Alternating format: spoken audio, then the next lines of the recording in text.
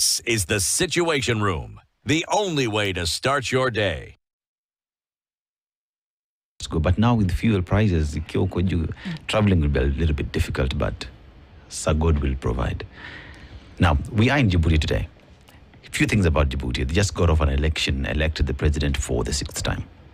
Their population is 1.1 million. Very small country. Yeah. And you look at what feeds the country mostly is their port. Yeah, so it is the entryway of services and goods to Ethiopia, former colony of France as well. So they speak French, but traditionally they are majorly a Somali-speaking country. So their ties with people of Somalia as well is in there. But the proverb that we do get from the people of Djibouti says, a person who has not traveled has no eyes.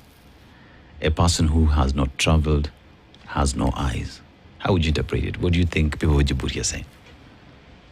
Ladies, go first. That travel opens your mind. Mm-hmm. Yeah, you're able to see a lot, but you didn't see if you stayed in one place. Yeah. Short and sweet. Daktari. Exposure helps. It enriches. And traveling is just part of it. Yeah. I think as we get into this conversation, Dr. I'll start with you. Gastroenterologist and hepatologist. Earlier, he said all he had was just yeast. Now, please explain to us, gastroenterologist and hepatologist, what do they do, Doctor? So, gastro relates to the gut. Enterologist means that ologist is basically the study of and enter means the intestines and all the rest. Okay. So that's basically it. Hepatologist comes from hepa, which means liver. Okay. As simple as that. So you just add the gut to the person who studies it, and you have those terminologies. So it's not complex, just... Oh, so it's just it's just how you name it is what makes it sound a bit tough. Yes. But then, as we talk about liver disease in the country, what are we looking at? How bad? How good is it? I think it is a neglected disease, in my opinion, from all aspects, both from the epidemiological aspect, because you need to know what are the statistics. Do you have a program for generating full statistics? Yes, we do have. There are statistics out there that state liver disease is one of the top 10. Yes. You can always look that one up. But the details regarding what this disease is and what the impact is on our communities is insufficient, I would say. So if you don't have numbers, you cannot take action. But again, if you look at the impact of the disease, I would say, let's take, for example, alcohol use disorders. If we took a tally of how many patients are being admitted for alcohol use disorders and how many of them have liver disease, it is a problem. Okay. Let's take metabolic associated fatty liver disease. Okay. How many of us are overweight and obese in this day and age? And the more obesity you have, the higher the risk. In fact, for those who have morbid obesity, say BMIs, which is a ratio of the weight to the height, if you have morbid obesity, up to 100% of them have fatty liver disease and are likely to progress. Let's take diabetics, okay, which are linked to hypertension and all that. Up to something close to 60% would have metabolic associated liver disease. Let's take hepatitis B. Okay, it's estimated maybe 3% may have it and so forth and etc. And possibly 20% will go on to develop complications. Then we go, the functions of the liver are to process food, for immunity, and for storage, and also for drugs. How many of us take medications once in a while? Let's take paracetamol. Most If it is misused, Yeah. you can have liver injury. Okay. So there are a lot of conditions that are related to liver disease that may impact us either through our family or through ourselves. So we need to take that into consideration. It's not until it hits you and hits your family that you'll begin to discover that, one, it's damn expensive. Okay. Two, apart from expense, it will impact on your family. Yeah. And sometimes the treatments may not be optimal in our setting. So, and it's a little bit of a conundrum. I know I'm painting a green picture. But I think even well added, Ulrich, but then you talk about treatment and that's where you come in. So you are a recipient of a liver transplant. Yes. How was it? How did it dawn to you that, hey, I'm not feeling well? At what point did it occur to you that this is a problem, I need to get it fixed? For me, I didn't start out as I wasn't diagnosed with liver disease first. I went to a dermatologist because I had a skin condition, lichen planus. I was diagnosed, but when they checked my blood work, it was out of range. I was anemic. My white blood cells were off. My platelets were very low. They were 66. That is considered very low. They're supposed to be like a good range. So 150 to about 400. All right. And they were going down. So the dermatologist referred me to a hematologist. Hematologist also discovered that I have an autoimmune condition. Then I was referred to another doctor, rheumatologist. First of all, diagnosed with lupus and later liver disease. Yes. How's the journey with that? It was so you've been told you have a liver disease. Yes. Because I'm asking that because there's an individual who's listening in and says that he went to a GP, a general practitioner, and was told you have liver disease, and that was it. Yeah. How was it for you after you've been told you have a liver disease? I was in denial. I didn't know what to do. I didn't even know that because I had end-stage liver disease, that it requires a transplant. I didn't even know that livers are transplanted. I was that ignorant. And therefore, they need to create awareness of liver disease, yes. I think sorry. But when I had to accept, I was told I need... because of the way it was progressing, it was progressing quite fast, and I had all the symptoms of liver failure. And Dr. will mention those symptoms. I had every symptom of liver failure. So I needed to do a transplant I did my transplant in less than 1 year of diagnosis. I was diagnosed in February. I did my transplant in February of 2021. I did my transplant in February of 2022. Yeah, that's how it progressed. All right. So, sounds like a bad one, but is it because of late diagnosis people don't get to know? How does it show that maybe leads to the fact that you're not aware of it until too late? Maybe I can mention something. Yeah. Okay. That at first, the only symptom I had, I think I had it for a long time, was just fatigue. Fatigue that 8 hours work was too much. Too much. Like I work 8 hours, I'm so fatigued. Weekends, I just sleep. I was always tired. And I didn't know that is a symptom of anything. Until now I was diagnosed, and one of the symptoms is fatigue. I think to those people who love to sleep over the weekend, it does not mean that... No, that's not it. So just to finish that, is it because there's not enough information, or is it because of our tendency as a people not to go for checkups, or is it because there's an incapacity to detect this? All of the above. So the issue is, number one, you need to understand that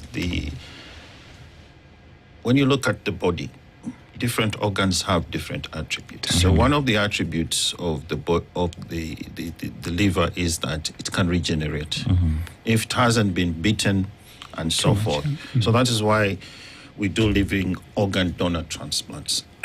So you can split half of your liver if you're healthy and give it to somebody else. While for kidneys, they take one kidney, you remain with the other one, blah, blah. Of course, they can't take half your brain or your heart or something of the sort. Yeah. So really the issue is the liver is set up to take a lot of insults. So it's not until you destroy a substantial amount, more than 80%, that you start to get symptoms and signs. So it's kind of late. The tests that we do, some blood tests, you may be able to pick up early. And of course, if you do certain imaging tests, you may also be able to pick up early. Sometimes what we do a liver biopsy, but nobody wants their liver poked. Yes, and it has some complications. Yeah, but it's really useful to guide therapy. So if you understand that, then you will know why most people present late. And in our setting, of course, with limited access to health care, limited information, education, and communication, and of course, poor surveillance systems, etc., and so forth, it's not a surprise that many people present late. And there are other complications like liver cancer. Most of the patients that present to us, 9 out of 10, it's already too late. You just have to say, let's go. We can only manage it. Yeah. I can send you to the moon, send you to whatever. The outcomes are the same. And then there are those who present with florid liver failure. You cannot even move them out of the ICU. Immediately you move them, end of story. Okay.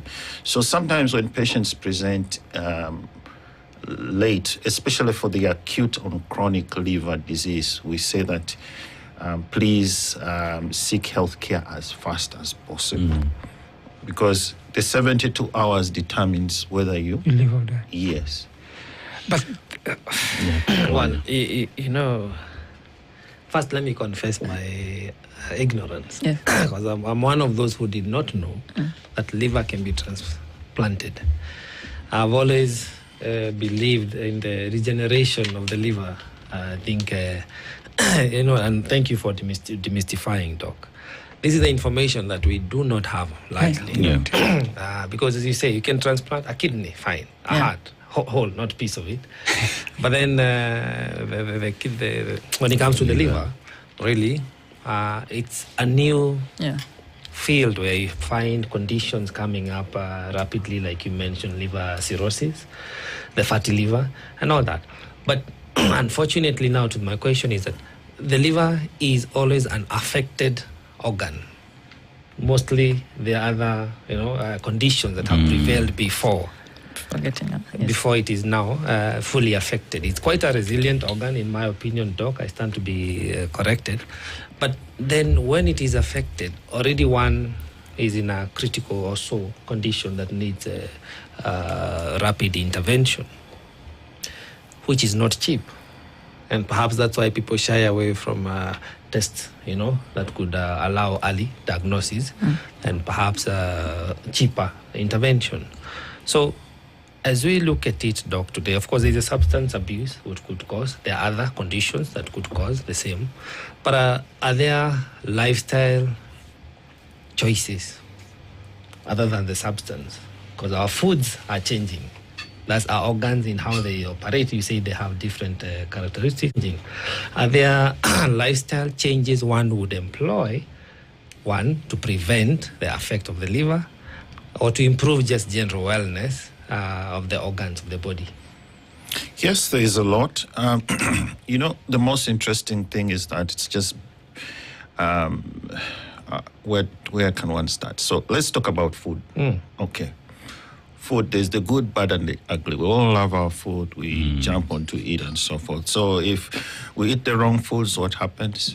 It changes the general layout of our bodies. Wrong foods. Yes, and so forth. So wrong foods in wrong amounts, in quantity, in quality, and so forth. So the optimum diet would be so-called Mediterranean type diet, which is half vegetables with half fruits, then a quarter carbohydrates and a quarter protein.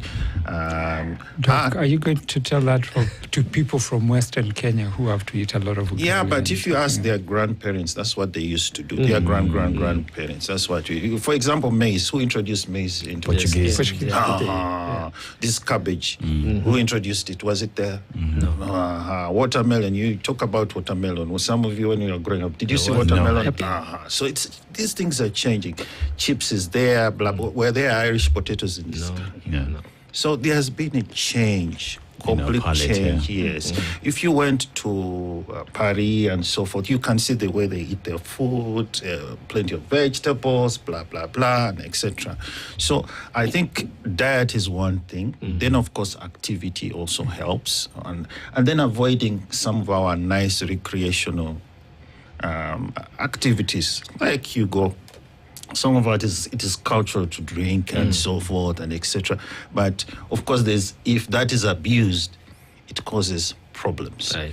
Yes. So what is the correct amount in that case? So it's not one size fits all. Yeah. So no, good to ask, because again, somebody out there probably is wondering. I probably can't do without a tipo.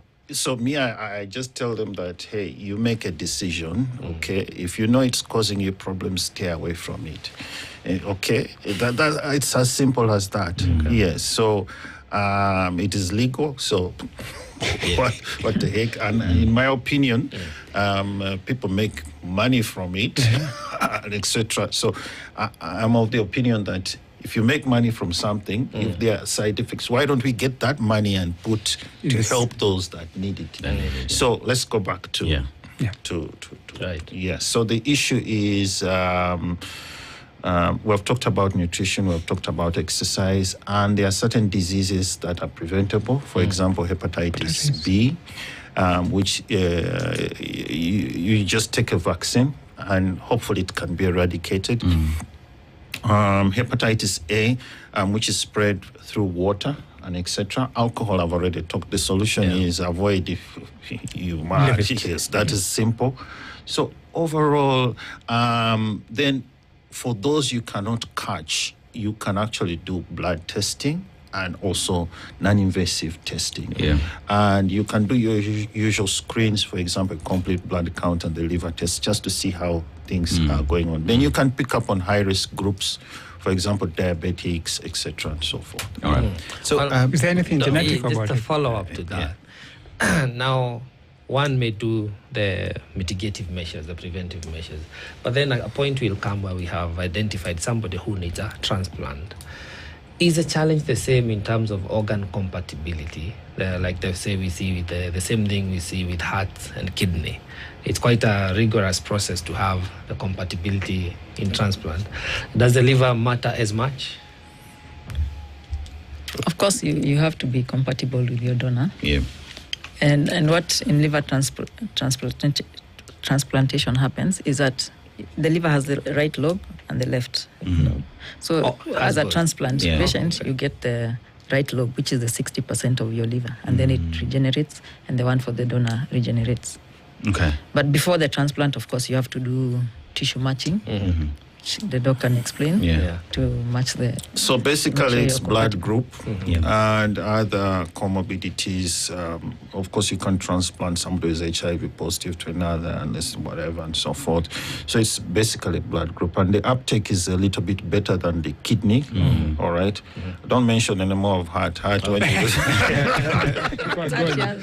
so kidney is the more, and the other whatever. So the uptake is better, and in fact, the amount of drugs that you need to take after transplant are far less than whatever. And you can see, I've had patients, you see them before transplant, after transplant, you can believe they're transplant. They will just say, hey, and so forth. You're looking good. If actually of invisible illness.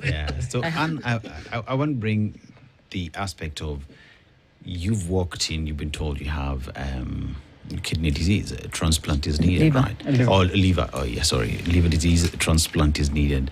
I want you to unpack how you dealt with that and the importance of having a supportive mechanism as you go through that process, because You need a doctor, right, Yes. who will carry you through that. Yeah. You need a family who will help you with that. Yeah. You need to equally identify a partner, a donor who's willing to donate their own. Yes. And there is also the aspect of finances.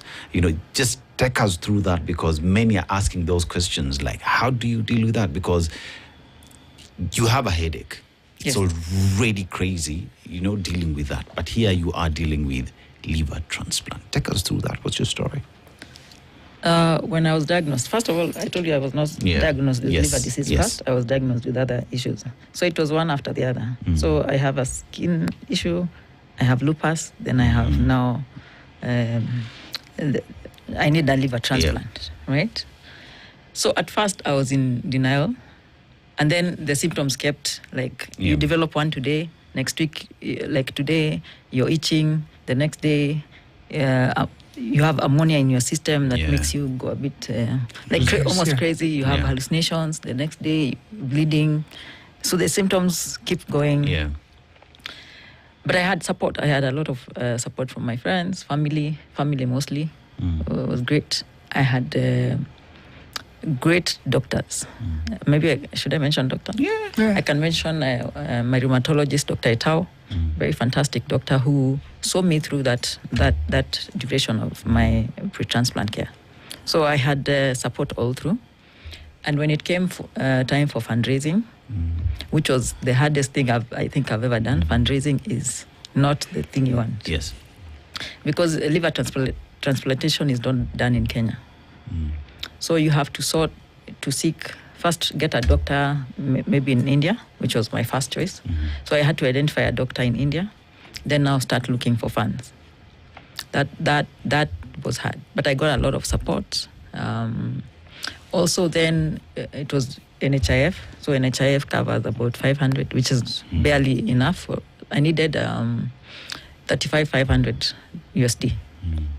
Just to cover 500, that's almost 4 million. Yeah, 4 million. Yes, just to cover for the transplant in India, not but the other costs like a place to stay, accommodation, accommodation.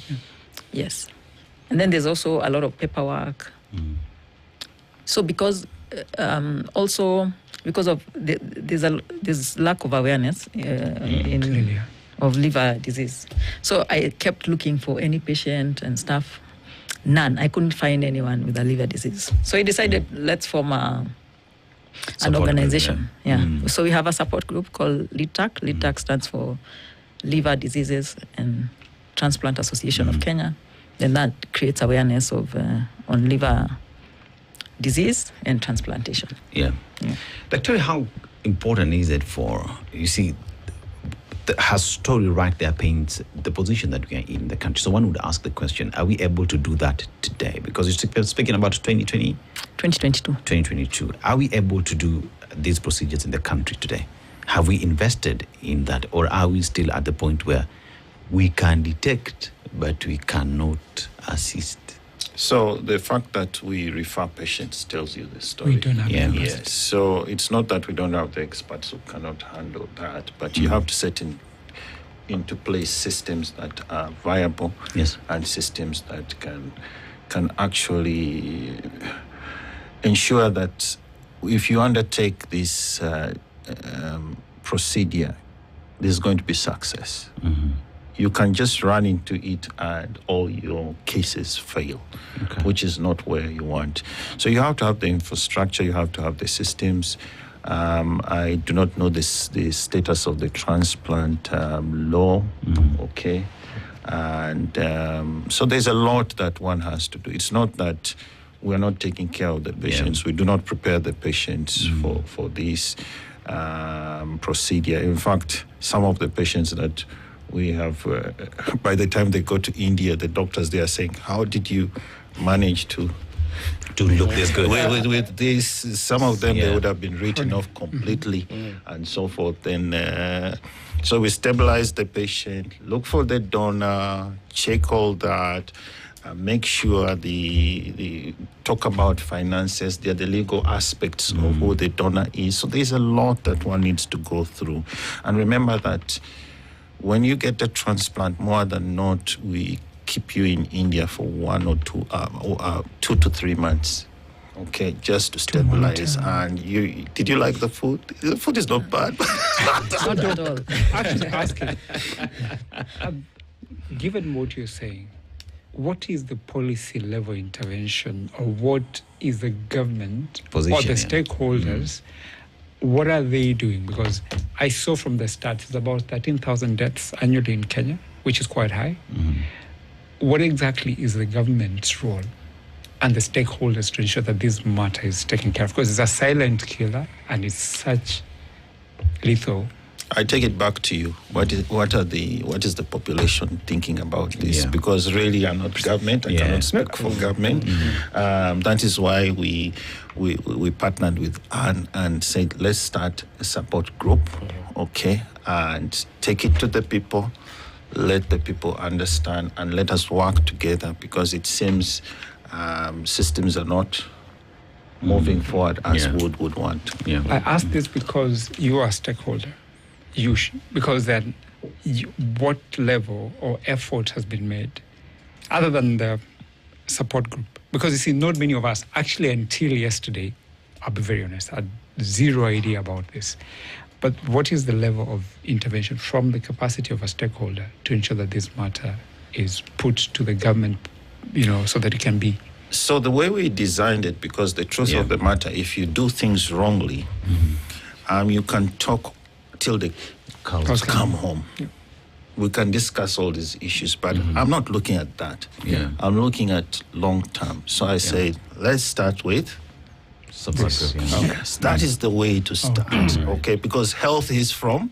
Yes. Yeah. So when we start with the support groups, it's legalized and so forth. Then we say, hey guys, politicians, we want a budget for this and so forth. We have done this for some groups like hepatitis B across in other countries. It has worked. In fact, in the one of the countries were able to block the budget because they hadn't through the support group. So from our experience, it works. Yes, because sometimes for some of these activities, you have to put money out of your pocket to run this. Yeah. And remember, worldwide, as I say, liver disease is kind of neglected. They don't get as much money as other diseases do. I would say, what is the budget for management of alcohol-associated liver disease? Is there any budget? No. How much do we make from alcohol? A lot. It's the biggest contributor to the economy. And actually, there's even an allocation that should go to rehabilitation. But yes, maybe I can mention some proposals we gave to the Independent Investigation Committee on Cell and Tissue Transplant. It was sitting last year, and they were looking at issues to do with transplantation.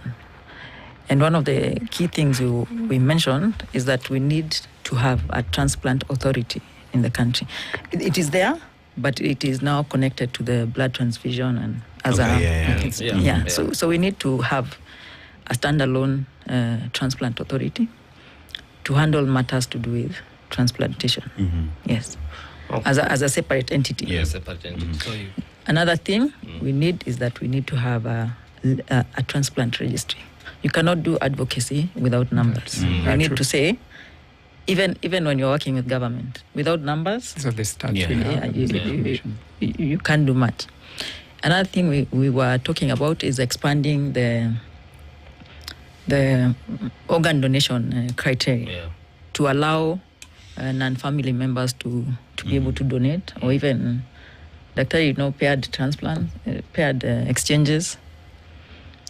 That then increases the donor pool, and you're able to get more livers. Another thing is that currently, SHA is covering pre-transplant and post-transplant costs for only kidney patients.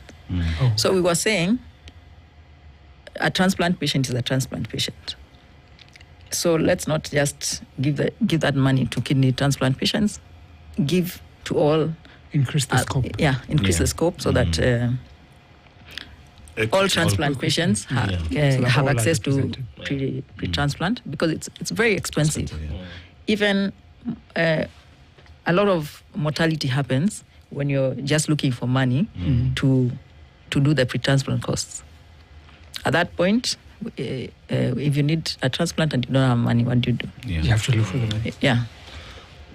Well, it seems like you're doing a lot of good work, and please keep up. Thank you. Because as Doc says, we have to start somewhere, and it's one life at a time, one successful transplant at a time, and then one legislation at a time to make sure you have, as a country, we have a system funding that is working, and hopefully these processes can start happening here in Kenya sooner, Doc, than later. But now the support group. Yes. Earlier on, you said when you are getting on with your journey, when you're starting off your journey, you could not find someone, even to talk about it, like a lived experience. Yes. Yeah. How is that today? Are there persons you've encountered after since you started this? Of course, now because we have the support group, we have about 80 members in the group, and more join. So we create awareness on liver disease and liver transplantation, and just do a lot of advocacy work. Wow. So, and with those numbers, Doc, are you confirming that all those procedures have happened outside the country? I'm confirming that there's no transplant happening in Kenya. In Kenya. I want to look at one of the things that you hear every day is, not every day, like numbers that you've come across is someone had kidney stones, right? Alienda akatolewa, they're good to go, But there are others that I've had who have gone through the procedure, but they come back with either recurrent condition as well, or it metamorphosized to be something bigger than what it was. Take us through what kidney stones are, because many would identify with that. And how do you treat it? And does it just end at nilitolewa hizo stones, now I am good to go? So kidney stones are stones, period, finished. And there are different types that can occur within the kidney. Of course, we're not supposed to be talking about kidney, but it's the body. So I'll push you back to at least gallstones or something. Yes. So just a way about kidney stones, it's just changes in the urine that is produced. The urine remains there. It causes pools and causes stones. Of course, if you remove the stone, you're kind of cured of it. Yeah. For gallstones, it's almost the same thing. Yeah. Yes. So we don't remove all stones if they are not symptomatic. But the problem with stones is if they get blocked, they can cause severe infection, they can cause pain. If it is recurrent, then we recommend removing the gallbladder with the stones. Okay, but it's not done for everybody. There has to be a benefit over a risk, because all these procedures carry a risk. Yeah, so there is now the gallstones, kidney stones. And do we have an interconnectivity between the same? Because liver gets battering from other conditions. Do we see the liver as well getting affected by the kidney stones? No, not really. Okay. Not really. So the question is no. But if you have liver failure, your kidneys are more likely to fail. In fact, most patients who develop kidney failure in the setting of liver failure, most of them pass on within 2 to 6 weeks. So it's not a good thing. Yes. I want to go back. I want to go back to what you pointed out, especially some of the things that lead to a liver problem. And hepatitis B vaccination, it's now almost mandatory, I think, is it a mandatory vaccine? To start from there. And then secondly, fatty liver disease. Are we having a problem with obesity, and is there a way people who are overweight, and what is being done at least at a level where it can be able to help people to sort that out and avoid people getting to that point of, liver problems? Then how effective then would it be that there's more information, especially there's a support group, I agree, but I'm looking at where, honestly, me and you all here want to believe you're informed. But clearly, Dennis, we were very ignorant of the fact that there's a problem. Yeah, so for hepatitis B, Transmission is mainly from mother to child in our setting. So the solution there is to vaccinate the baby at birth, and of course to test mothers during their pregnancy. And even though we think the vaccine may not work, we have other methods of reducing the amount of virus in the system.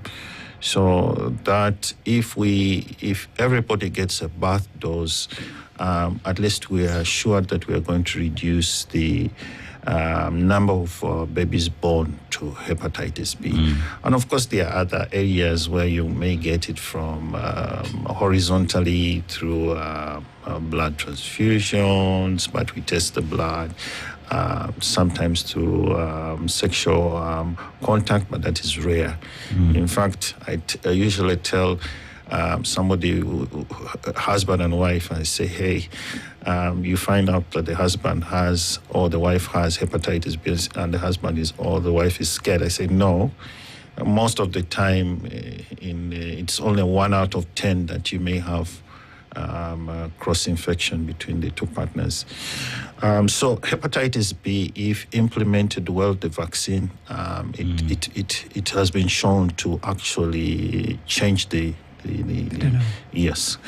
Obesity, that is a new problem that is ongoing, okay?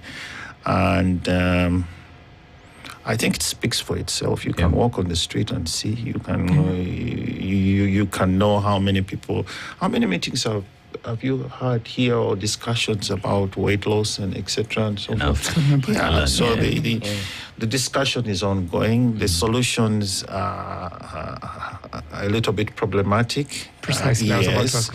So I think the approach is it's all, in my opinion, it's almost like alcohol. Yes. So if we're going to sort out the two problems, we need to. These are my heretical views. We need to approach them in such a manner. Because you tell me, go lose weight. I tell you, why should I lose weight? I look good, I look funky, and so forth, etc. Or I enjoy my food and so forth. So it's about behavior. It's about chronicity in change of behavior. But you have to put it in such a way that you don't impact adversely on somebody's life. So people have to approach it through a different, I think, route, I would say. So I think we'll discuss that for another time. Yes. Now, for a person who is maybe about to begin the journey or going through the process already, or somebody who knows someone, but they don't have access to the social support that you're creating, how do they find you? Where do they find you? We are online on all social media platforms. I can share a number. You can please. Join. They can call me through. I can give you the number. No, you can say. You can say it. 0721 388 31. And again, what do you call yourself? LeadTAC. LeadTAC is liver diseases and Transplant Association of Kenya. Okay. Yeah. So, and I want to look at. Someone has asked us a question here. Yes. For someone who's gone through a transplant, do they live a normal life? Are you like on medication throughout the rest of your life? Or is it once you're there and you've gone through the processes after the 3 weeks or 4 weeks in India, 4 months in India, and you're back? Do you stay off medication, or is it a lifetime period of you being under medication? Before you do a transplant, you must commit to management of the illness post.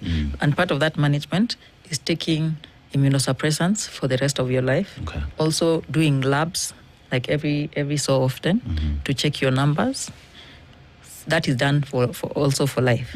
So there's that follow-up. Also, you need to keep your weight in check so that you don't develop fatty liver, which can cause rejection or other issues with the liver. Also, you must take care of your health because you're... And you see, that is very critical, because then, Dr., you bring in the behavior that we have in the country and our health-seeking behaviors. You only go to hospital when you can't stay in your house, you can't move, We do not have the habit of going for checkups every other time. We are the kind of Don't fix it, it's not broken. My boss has told me to go to hospital, or my mom has dragged me to hospital. My husband, my wife have dragged me to hospital because they're saying that I'm not well. How is that contributing to late diagnosis of these diseases? I think it's contributing, and the issue of access or the incentive to seek health care, it's multifactorial. For example, if I don't have the money and I want to save the money for something else, I may not run to have the test, or I may have a fear that I'm going to do the test and I would come up with a bad report, or if there's a bad report, I may have to change my behavior and so forth. So it's multifactorial, and it depends from community to community. So to address that, it's a little bit tricky. But again, I push it back to the community. Yeah, I mean, I'm looking at it from a different perspective, because now we have Kenyans who are registering for SHA, right? Yes. And with that being there, SHA wants to be able to take care of its citizens, for taking care of Kenyans. Should there be then more conversation from the providers' point of view, encouraging more Kenyans to get out there so that we start speaking more on preventative aspect of medicine other than curative? Because if that came from SHA, Kenyans being bombarded with messages, being told why it's important, why it's critical, then we would see a shift in health seeking behavior. Because first of all, SHA is making it easier and affordable for individuals to get there. Yeah. Should that be the direction that as a country, as a leadership, as ministry, we are taking towards improving on health seeking behavior? I think prevention is what is key. Yeah. Because doing a transplant is like the last option. It is the last option. It's not even a choice you do. It's like it's life-saving. It's a life-saving procedure. So I think before you come to think of doing a transplant, I think there should be measures to ensure that it is treatable. You can prevent anything that is preventable. You prevent it. Yeah. Well, Doc, earlier on you spoke about the gut, which seems to be the center of, like the epicenter of everything. Even when it comes to the liver, what you feed the gut is what the liver is going to process and break down. Are there things foods that we could say are foods that are good for the liver, generally speaking? We've eliminated the don'ts, like the intoxication from whatever substances. But generally, are there foods we could say these are the good ones? For starters, as you do the exercise, also consider having a bit of this more than the other. So I would just push it back. It's not one size fits all. Yes. And what I alluded to was that more vegetables, more fruits, other than more carbohydrates, proteins are okay, and so forth. So usually it's the carbs that and the fats that may cause issues. So that is what the coffee is good. It has shown to impact moderately on protecting the liver and so forth. But I think just as fatty liver disease is the main. Now we need to focus on I would say balanced diet. There's a question that has been asked here, and maybe you could respond to it. Yes. In terms of having a transplant committee or a transplant act authority is there, but then putting in place laws that would have more Kenyans at the point of death donate their organs, so organ donation at the point of death. Do we have such laws that Kenyans are aware of, that if I'm going, I can donate my organs? And Doctor, you can also chip in. Once one is dead, can their liver be used to help someone who needs one?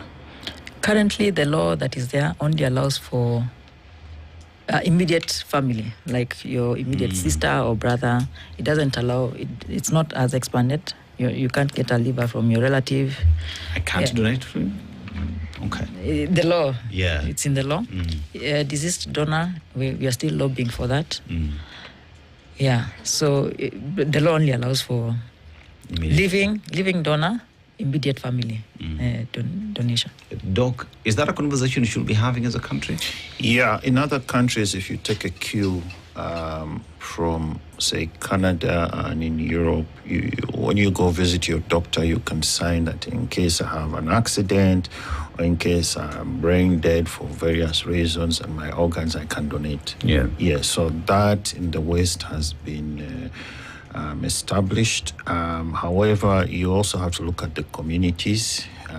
Yes, cultural issues, so that has to be taken care of. As Africans, we say, okay, I want to go with all my organs or something of the sort. So there has to be a change of perspective, and that is a lot that I think the social workers and etc. and so forth, the cultural leaders need to take into consideration so that it's acceptable. And someone is asking about bone marrow transplant. Does that happen locally?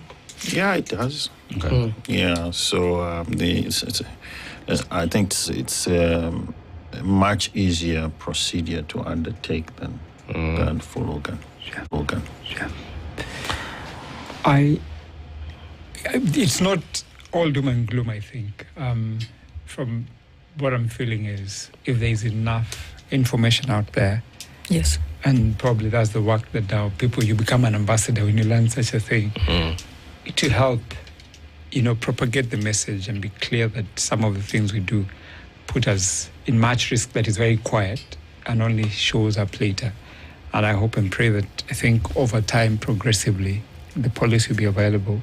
Is an expansion of what can be done and more people to get to understand what it is, because from what you hear as it is currently, it's not very pronounced and it's scary to know that it's so morbid and quickly turns into something negative and bad.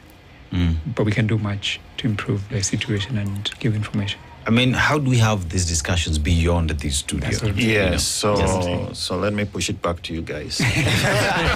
You're pushing back a lot. Yes, I have to push it back to you guys. So the key issue is you are the media. Yes. Right. Yes. Do you have responsibilities? Yes. Yes. So your responsibility, you're the experts in communication.